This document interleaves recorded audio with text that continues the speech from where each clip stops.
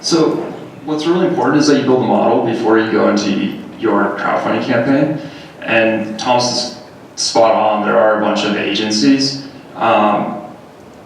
And sorry, I just have to tell them because I'm part of a brand, but they're expensive. They do good work, but they're expensive. And so if you don't model what that looks like relative to the whole campaign and how much cash is left at the end, you potentially will find yourself in a point where you're not making really any profit, which if you're gonna do a crowdfunding campaign, make sure you end with some profit because you're going to need that, assuming you're launching a product, to buy more inventory to continue to sell product. Like leverage it as a vehicle to not just bring a product to life, but to buy more inventory so that you can continue to operate your business. So build a model, understand what all the costs are going to be, and then make a decision whether or not you can engage with marketing agencies, and if you can, at what extent you want to engage with them. Yeah, I was curious about the process you go through in pricing perks versus pricing products, and do you see what's the thinking in figuring out what the perk costs versus what the products? Always here in the business of selling products, Caleb. So you think about what the. So what do you mean? What's the difference in your mind between a perk and a product? Well, when you go to perk, there's a product, there's a price for the product, there's a discount usually for early adopters and other things, and then you actually go and sell it on Amazon or wherever you might be selling it. What's the difference you see in how you price it on Kickstarter versus the product? So I've done it both ways, to where on lower price point items, we've in essence priced it almost exactly how we'll price it after the fact, and we just don't message around that you're getting a discount. What we're messaging around is that this is a super unique way of doing something that you couldn't really do before. And if we don't have that feature or that ability to storytell in that way, or if it's a higher price point item and the margin's there, then we'll discount it, and then we'll tell a story around you should buy it now because there's a discount. I just wanted to go back to where you said you aggregate like earned media opportunities. You guys use a tool of any kind, and can you suggest any of those? Yeah, one tool that we've used a bunch of times is called Green Inbox. We've seen it work really well, and we've seen it not work really well. So I think it's just a function of the product. And then there's a whole slew of other ones out there that, as soon as you launch, be prepared to get bombarded with like every agency that does anything relative to Kickstarter. And your eyes will be open to how many different agencies there are. Right up front. Right here. I have two quick questions. The first one is for Thomas. You mentioned that the typical investor is 30 to 40-year-old techies. What about the baby boomers and the older crowd? Is this a way to reach them? Yeah, no, that's fine. The typical person who goes to Kickstarter to just browse around, right? That's the demographic. But you can get the baby boomer, you could get millennials, you could get anyone with the marketing, because you can target on Facebook or other platforms, you know, what your demographic is that you're going after. So if it's a product for, say, baby boomers, then you know that's not an issue at all still. Okay. And the second question is for you and for Caleb. And I know this is hard to do, but what is the sweet spot for an investment price on physical products? Like an average order value or Right. a range?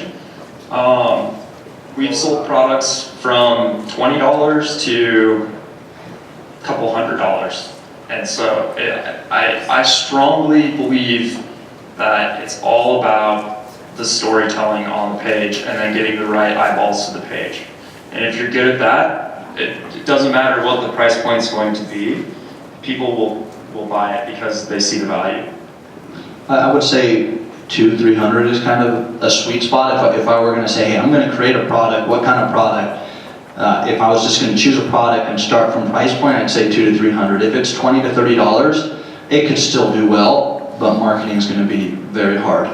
And then if it's super high, you know, You know, if it's like $3,000, and that could still work, but kind of a sweet spot we've seen is like $200-300. And if we do have the product, like the key product is $20, then what we'll do is we'll build combos or multi-packs to get to that higher average order value so that we can deploy marketing to get like the cost low enough to acquire a customer that it's still profitable for the higher average order value.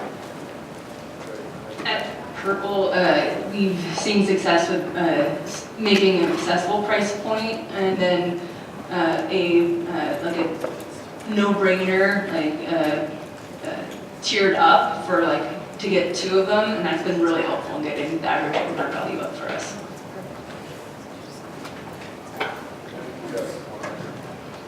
What do these 30 and 40-year-olds think of low-tech improvements on existing products?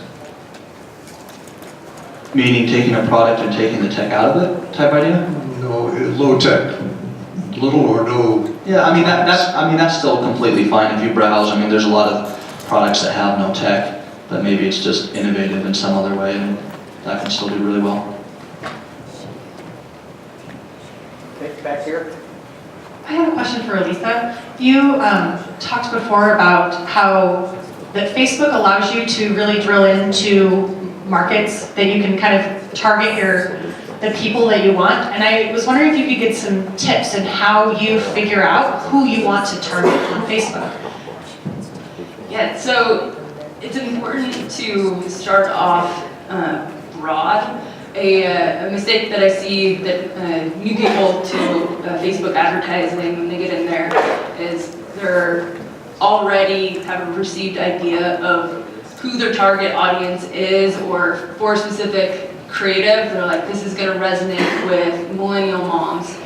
But the magic with Facebook is that you can put it out there as long as you start off broad. Then in analyzing the results of the campaign, then you can drill in and see who the demographic information of who is converting on that, and then narrow out people that aren't converting. So is there a way to not just narrow the demographic, but also the interests of those who click? So if you start broad and target a large pool of people, is there a way to get additional information, not just the demographics, male or female or age ranges? Is there a way to get interests so that then you can narrow the marketing further?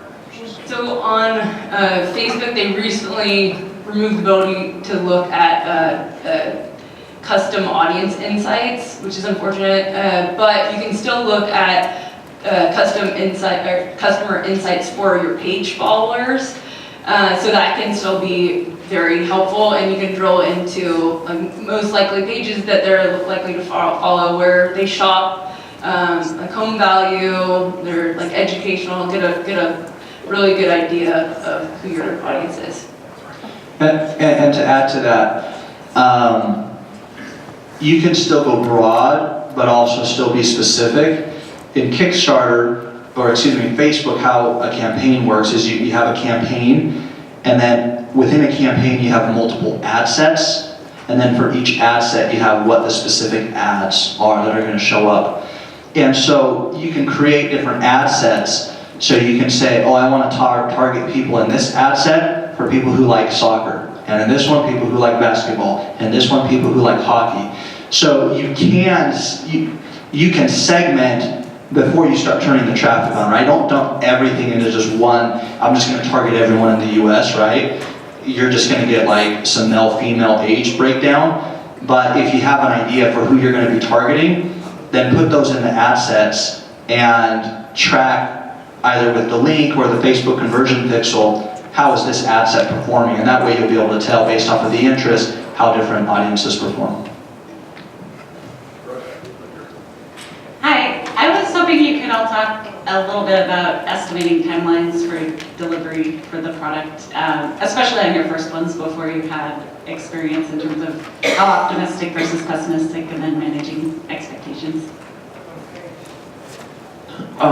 So that's really hard. Seeing into the future is really hard. I'm not very good at it yet. I'm still working on those skills. So what we always do is give us like an extra month to deliver, at least. and very rarely do you actually hit it. But what's most important is that you keep an open and transparent dialogue with your backers through updates. And as long as you do that, and you tell them what's going on and why, they will be very understanding. Where you run into problems with delays is not updating people, and people start commenting, and then you don't reply to comments, and then it just quickly spirals out of control. So as long as you're like doing weekly or bi-weekly updates, whatever cadence you set with your backers, stick to that and be transparent, and everyone will be fine. Okay, this is going to be our last question before the break, so. I'm honored. We have a videographer marketplace, and one of the big categories is Kickstarter videos, and these videographers sell their services, and mostly for Thomas, I guess, in terms of, you were talking about kind of the ad hoc do-it-yourself option. Did you find that that just performs better according to the abilities of the people creating it, or across the board? Or is there like a threshold where it meets where, you know, well-produced video actually converts pretty well, it's hard to achieve without hiring out?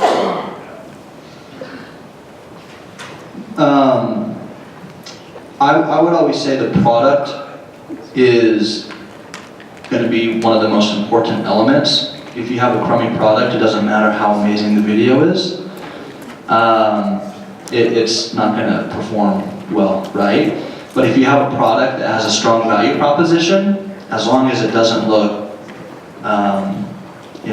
it's lacking credibility because the video is so bad, I think you're fine either way. Now, you're going to be in a different category if your video and your marketing is in a way what makes your brand like purple, then that's going to be like a whole different category. But for your average Joe, I mean, I've seen people who put $50,000 in a video and their campaign doesn't even raise $50,000. You know, really your USP, your unique selling proposition, what is it that people are getting? That's going to be the most important factor in my opinion.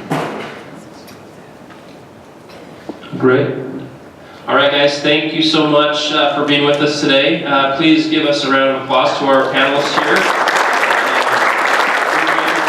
We do have a token of gratitude for you as you walk off the stage. We've got a couple of gifts for each of you. And again, thank you so much. And you guys are going to stick around a little bit for questions after. We're going to have a 10-minute break here before the final speaker. And then we're going to have it about just after noon. We're going to have, you can kind of mingle and network a little bit. Little vendor booths will be here. And I think the churro guy, right? Churros will be here until 1 p.m. Okay? So again, thanks for being here, guys. And we got someone up here in 10 minutes. Okay? Thanks.